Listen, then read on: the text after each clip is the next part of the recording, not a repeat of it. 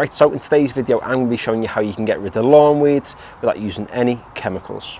So to get rid of weeds or to get on top of a weed problem in your lawn, what you can do is get yourself down to a garden centre or get yourself onto Amazon and you can order some weed killer that doesn't kill lawns. Now, if you do that, you need to check on the bottle that it specifically says doesn't kill lawns. If that's the case, then you can apply it to your lawn without destroying the actual grass blades, but it will start to tackle some of the weed problems. However, using chemicals isn't always the solution, and you should always be looking at ways to actually remove the weeds first without having to actually put any chemicals down onto your lawn. So you can see from the lawn that I've got, there are not many weeds knocking about at all. So using the method that I'm going to use today is going to be the most effective method because the entire lawn doesn't need to be treated. However, if your lawn is completely riddled in weeds, I'm talking, a weed every couple of inches, then getting on with chemicals to actually kill off those weeds will be more beneficial. However, if you've just got the odd weed dotted about, you might have more than what I do in this lawn, then pulling them out by hand is definitely the way to go. So from looking around, there are a few weed grasses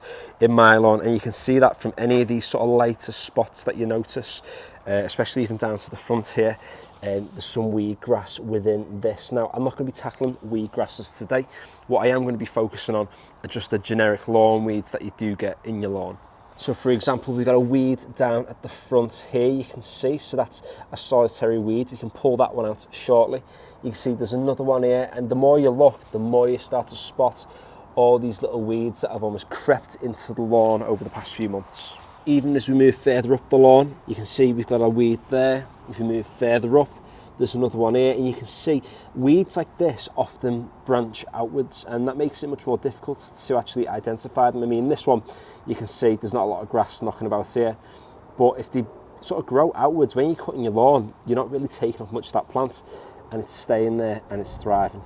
And even again, I can just see there's 1, 2, 3, 4, there's even more weeds the more that you look. Now, you're never going to eradicate every single weed, and you shouldn't really aim to kill every single weed in your lawn because, even though you've got your grass growing, it's just natural to have these other things coming through. So this isn't about killing every single thing off and having a football pitch or a bowling green, but it's about maintaining these weeds as best you can. So just for reference, I've actually not been on this lawn ever with weed killer. I levelled it and seeded it around about 18 months ago. I levelled it and reseeded it again back in March this year, or April, I forget which. And all I've done since is fertilise and cut this lawn on a regular basis. So the tool that we're going to be using today to remove the lawn weeds is the Fiskars Exact. Now, I picked this up from Homebase around about 5 or 6 years ago now, and I think at the time it was around 30 quid, whereas in today's economy it might be 50, 60 pounds, who knows. But I know Homebases are few and far between nowadays, but you can pick this up on Amazon or in other sort of places that sell garden stuff too. I would recommend going with something like this as opposed to any of the cheaper weed pullers. You can get some with like 2 prongs that go into the ground, and they claim to rip the weed out, but they're nowhere near as good as what something like this is. So to actually remove the weed with a tool like this, you stick the 4 blades into the ground with them all outwards, and you do this directly on top of the weed. Then all you've got to do is pull back, which closes the blades, and then you pull back, it rips out most, if not all, of the weeds. Now, like any weed removal tool, they're not always guaranteed to pull the entire weed out. Sometimes it can come back, but quite often it does rip the entire root of the plant out. But if it doesn't, it's not the end of the world, no one's going to die, you can always get it again next time. And the only other thing that I'm going to be using in today's video is going to be some topsoil. This is the Western topsoil. It's the same stuff that I leveled this lawn with back in spring and when I leveled the front lawn with too. It's some really good stuff. There's quite a lot of sand in it. It's really easy to level and overseed with. And I'm going to be using some A1 Lawn grass seed as well. And this is their Premiership Pro Mix. It's the same stuff that I've actually seeded all of my lawns from. And just to be clear, I use a lot of A1 Lawn grass seed in my videos, but they are not a sponsor of this channel. I've bought all their grass seed myself. The reason I stick with the Premiership Pro is that's a hard-wearing grass seed, and we've got to walk across the grass to get to the patio at the top, so we're constantly going across it. And we have a dog as well who's always running around in the back garden, so having a hard-wearing mix just makes a little bit more sense for the lawns that I've got. So let's get the tool and let's start removing some of the lawn weeds. So we're going to start off with this weed that's here. So I'm going to take the actual weed removal tool, I'm going to put it directly over the top of the weeds, making sure the blades are all open. I'm going to press down nice and firm into the ground as far as I can possibly go. Then I'm going to lean back, which is going to close the blades, and then pull the weeds out of the ground. You can see all the roots here. Some of these are from the actual grass blades, but you can see some of the weed roots as well, which are there, and it has pulled that weed completely out of the ground, which means that that weed isn't going to be coming back anytime soon. Got a little worm here. We're not going to harm the worm. You know, we're all worm friendly on this channel, so let him fly back into the lawn. He can do his thing. People say worms are bad for your lawn, but you know, who's bothered? He's having a boss time. He's not doing any harm. I'm happy with the lawn. He's happy chilling out in the soil. Job's a good one. And what's quite handy as well is with this tool you can just eject the weeds and then you can get to pulling your next one. If you leave a space like this in your lawn without actually overseeding it, then what it can do is it can promote the growth of more weeds if there are any weeds knocking about close to it, or if there are any weed seeds in the soil currently. But if we get some grass seed in that space, then the grass can outcrowd any of the potential weeds that might come through, and then hopefully in a few weeks' time this will be a nice patch of grass and it won't even be noticeable. And just to prove that's going to be the case, there is a patch on this lawn that was overseeded around about 3 weeks ago. What had happened is we'd let the dog out for a wee, turned our backs for a moment, and then when we looked back again, there was a hole that was around about, no words of a lie, about 1/2 foot deep in the ground. It's quite wide as well, and you can see it's hardly even noticeable where that hole actually was, but you can see if you look at the centre of the lawn here, you can see if you look closely now, this grass is in its infancy.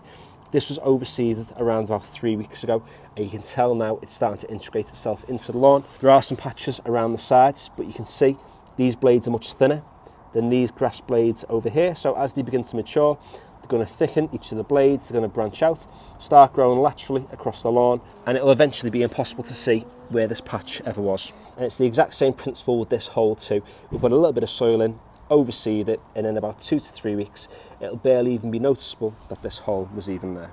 Now the recommendation is to wear gloves when you're doing something like this, but my rule of thumb is if it's not going to kill you, I wouldn't worry too much about it. So I would go and get gloves, but they're in the garage, I can't be bothered going back in, so bare hands will do the job. Now as I'm putting the soil in, I just brush it across the top just to make sure anything that lands around the hole is being distributed evenly across the lawn, but I'm also actually compacting the soil that I'm putting into just to make sure that I don't end up with any dips in the soil and I get a nice level surface before I get any of the actual grass seed in.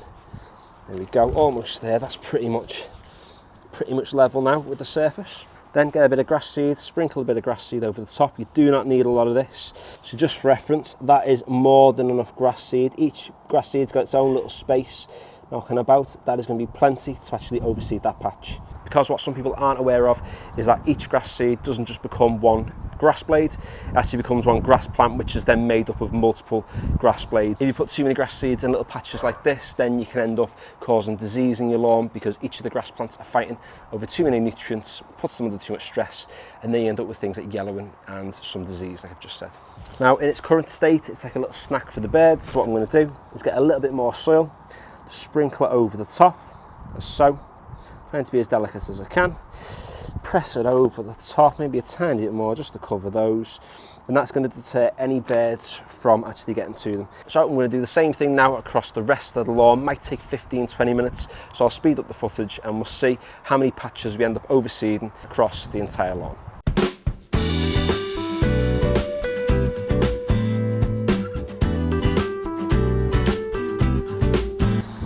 I'm only really going for the weeds that are pretty noticeable in the lawn. If they're only small, I'm just leaving them because I can always get them at another time and they're not really gonna, you know, like I always say, they're not killing anyone, are they?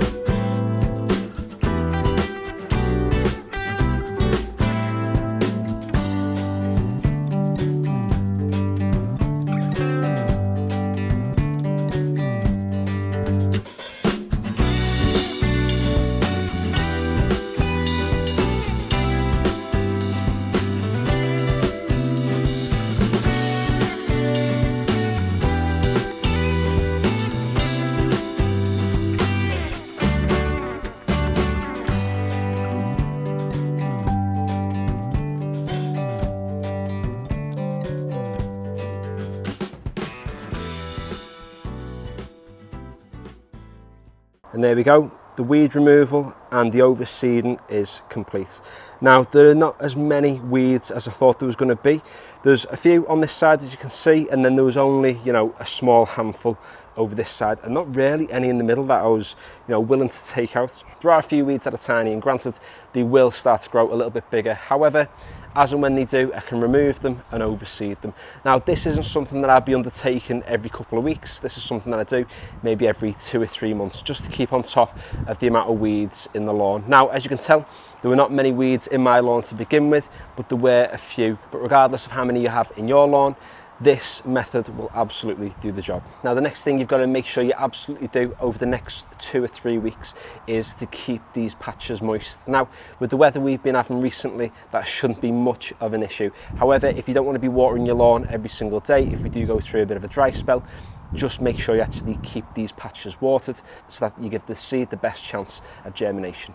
Now, if you have been following this channel over the past few weeks, you'll know that I installed a water butt recently, which filled up within about 2 or 3 days. So if you do have something like this in your garden, then filling up a watering can and actually getting on and watering all the patches where you have overseeded will save you having to get the hose pipe out and mess about using your water, where you can just use water that's come straight from the rain. So it's been exactly 2 weeks now since we took the weeds out of this lawn and overseeded the patches, and so far it's looking pretty good. You can just see from this angle over here, all those spaces where we had the patches where the weeds were are completely blended in now with some new grass, and the same goes for this side of the lawn too. And if you just get up close to one of the patches that we actually overseeded, you can see that in this space here the grass blades are really thin, and these are the new grass blades that have come through, and in time they're going to thicken to look more like the grass that surrounds it. But you can see now that they're the same height as the other blades in the lawn, they actually blend in seamlessly with everything else. So I hope you have enjoyed today's video. If you have, feel free to give it a like, and if you'd like to check out any of my other videos, such as my garden renovation series or any of my lawn tip videos, then head over to my channil, and if you see, feel free to subscribe. Finally, thanks for watching.